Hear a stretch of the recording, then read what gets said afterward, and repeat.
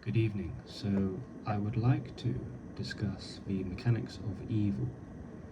How does evil exist? Why does it exist? If there's a God, then why does God allow such evil? So, the first thing I'd like to bring your attention to is that how evil you are is directly proportionate to how selfish you are. You see, evil and selfishness go hand in hand.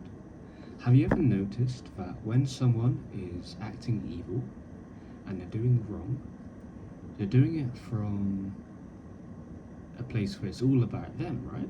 They're not thinking about you. They can't be less concerned, in fact, about you.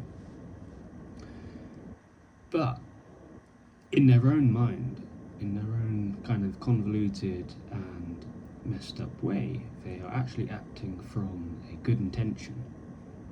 You see, the evil person, the person that's doing evil, in their own mind, they're thinking they're doing good.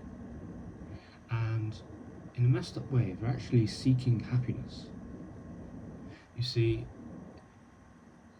they're seeking happiness and they are committing evil. But only if they realised that evil was directly proportionate to how selfish you are. You see, there's something I'd like to bring your attention to, which is that when the mind ponders evil, it is very good at pointing out other people's evil, right? For example, you think, that person over there, look at them, look how evil they are, look how selfish they are. It's very easy to do. And you think, why can't they see what I see? It's just plainly obvious. But this is the trap of the mind. The trap of the mind is to not notice the evil within. You see, before we start to change the world, we have to notice the evil within.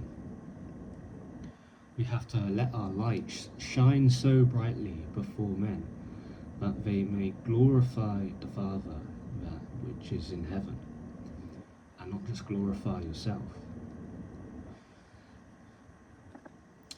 Now, I'd like to bring this to a Islamic perspective, if I may, which is the Prophet Muhammad sallallahu alaihi wasallam. He said something like this. Now, granted, I don't have this memorized, but it was a very interesting hadith I heard, which states there are 3 levels of Iman. And Iman, let's say, is the belief we have in God. So there's 3 levels in order. So the highest level is that the one who sees evil changes the evil with their hands. They actually go out into the world and they recognize it and they say, this is evil, I'm going to change it. Indeed, there's a level below this, which is one who cannot change it with the hands. They must use their mouth to speak against evil. Indeed, you recognize the evil and you speak out against it. Indeed, the person that cannot even speak out against it, then they must change how they feel in their heart. So it's going, the highest level is changing with the hands. The medium level is talking out against evil, being a voice of good. And then the lowest, but not discriminated against, is the change of heart. Because look, guys, here's the thing. You see, an evil person will... an evil person, right, can be happy, can be joyous, can feel like a winner when they're doing all these wrong things. But until their fruits have ripened, that's when it changes. See, when the fruit of the evil seeds you have planted becomes to ripen, and you begin to reap what you sow, game over. Yeah, so let's be fair and let's talk about this from a more biblical point of view. And now let's just look at the life of Christ. So the life of Christ he was a bit of a warrior, wasn't he? He was out to change evil. I mean, look what he did. The flipping of the tables, the talking out against the Pharisees. He hated the hypocrites. Well, he didn't hate. He wanted to correct the hypocrites. This Christ was a person that would change evil with the hand, right? But indeed, have you ever noticed that Christ was actually willing to die for these people, right? So we got to change the evil of the world, but at the same time, we must love those that do evil. Now, you love the person, you don't love the act of evil. We despise the act of evil, but the person deep down inside, that's the love we have for that, because that's the true self. The true self is not acting out of evil intentions, but the true self is that love. Now, some of the things I hear on YouTube and on the internet and such is that evil, this is coming from more New Age kind of school, which is that evil does not really exist. Evil is a byproduct of your survival agenda. You see, what they teach is that evil is connected to the ego and it's biased to what you care about.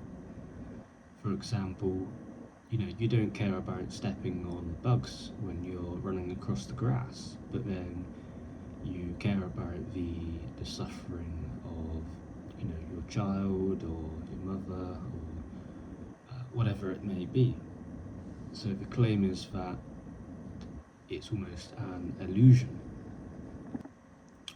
But I would like to say that suffering and evil indeed is not an illusion.